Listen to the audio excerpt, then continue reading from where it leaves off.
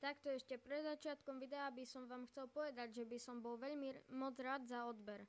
Tebe to zaberie 5 sekúnd, ale mne to veľmi pomôže. Ďakujem. V dnešnom videu si ukážeme, prečo už nehrám na Lunarcointe a čo sa odtedy zmenilo, čo som nevydal video. Takže môžeme ísť na to. Takže dnešné video bude slúžiť na to, ako celé vyjadrenie o tom, že som nevydal neviem už ani koľko týždňov, možno už aj mesiac videa. Takže toto nebude žiadna nejaká challenge alebo proste ASMR, ale bude to vyjadrenie. Takže ako už od začiatku videa viete, že hrajem na Federcointe a nehrám už na Lunarcointe. No mnohí sa možno pýtate, že prečo, tak vám poviem niekoľko dôvodov. Ja som vždy hral proste na Lunarcointe.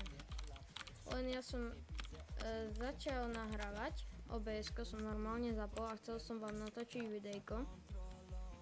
A mne sa proste nejak bugol Lunarcoint a keď som proste nenahrával F11, čož je toto, no tak mi to vôbec neukazovalo ten Minecraft, čiže som nemohol nič natočiť. Tak som skúsil si stiahnuť Federcoint a tuto už vďaka Bohu nerobilo. Takže vám môžem ďalej točiť videá. A príde mi Federcoint aj lepší, pretože je tu mnoho týchto tu settingov. Možno aj viac než na Lunarcointe. Sú tu aj lacnejšie kozmetiky, čož je mi aj celkom jedno, lebo ja si to nekupujem. Iba jednu som si kúpil na Lunarcointe. Ďalšia otázka, na ktorú budem odpovedať, je, kde som bol za tie mesiace alebo týždne, čo som nevydal video. No tak najprv som mal strašne veľa školy. Proste som vôbec nestial. Hneď na to som aj ochorel, čiže som bol chorý. Nemohol som nič točiť, lebo môj hlas vyzeral proste strašne divne, ledva som rozprával. Aj teraz som ešte trošku chorý, ale prekonávam sa.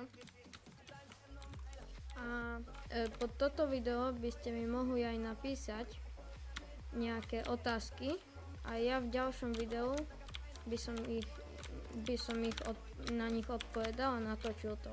Čiže keď chcete byť vo videu, tak môžete mi napísať nejakú otázku pod video a ja na to odpoviem. Bonusová otázka, čo by vás mohlo zaujímať, že čo tak najviac robím vo voľnom čase.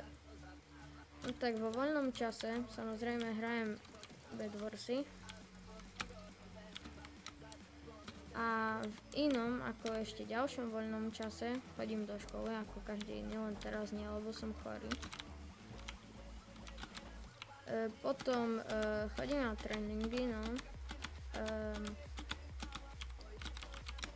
Zase prídem domov z tréningu, dám si Bedwarsky.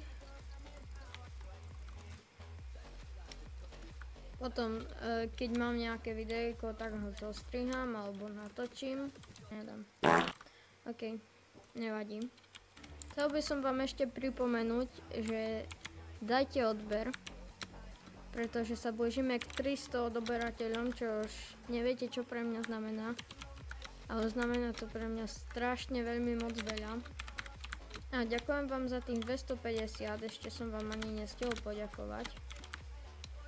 Ale hrozne moc si toho vážim.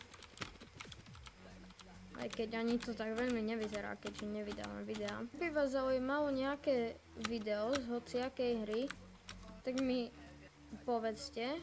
Napríklad v Robloxu by vás zaujímal Pet Simulator. Napríklad, neviem čo tam všetko je. Tak mi napíšte dole do komentárov. A ja keď si prečítam komentár, tak ho možno natočím.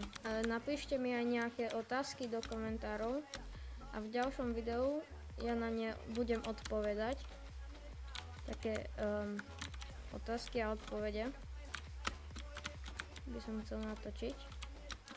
A A pre toto video by to už bolo všetko, takže ak sa vám páčilo, čož asi sa vám veľmi nepáčilo, lebo nemá sa vám tu čo páčiť, lebo je to proste len informatívne video, ale mohli by ste dať odber a ja sa budem tešiť u ďalšieho videa. Zatiaľ čau.